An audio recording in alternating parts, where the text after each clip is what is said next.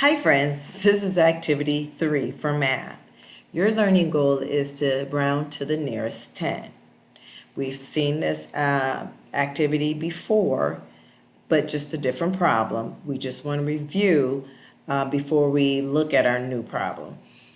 This review sheet tells us the first thing we do is to find the number that we want to round on the number line. So right here is number 13.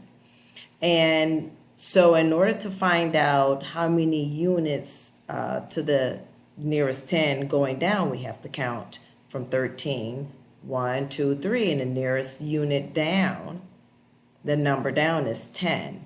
So it's 3 units from 13 to 10. And if we want to find how many units from our number to the next 10 going up, we have to count 1, 2, 3, 4, 5, 6, 7.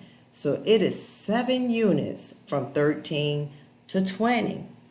So the question is, what is closer? Is 3 closer to the next unit or 7 closer to the next unit? Well, 3 is smaller. So it will be from 13 to 10. So you're going to round down to the number 10. Now, we're going to try another example. So we're going to find a number to round, which is 15. So it asks us to count down to the nearest 10. So we're taking 15 and we're going to count down to the nearest 10. So that's 1, 2, 3, 4, 5 to the nearest 10, which is 10.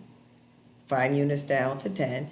And then it says count up to the nearest 10. So we're starting at 15. We're going to go all the way up to the nearest 10. So 1, 2, 3, 4, 5. Oh, okay. So we have 5 units to the nearest 10. When we go down, 5 units up to the nearest 10. So if our number 15 falls in between two numbers, 10 and 20, it is in the middle. So when that happens, you should round up to the nearest 10. So our number should be 20. So the number that we need to round up is to 20.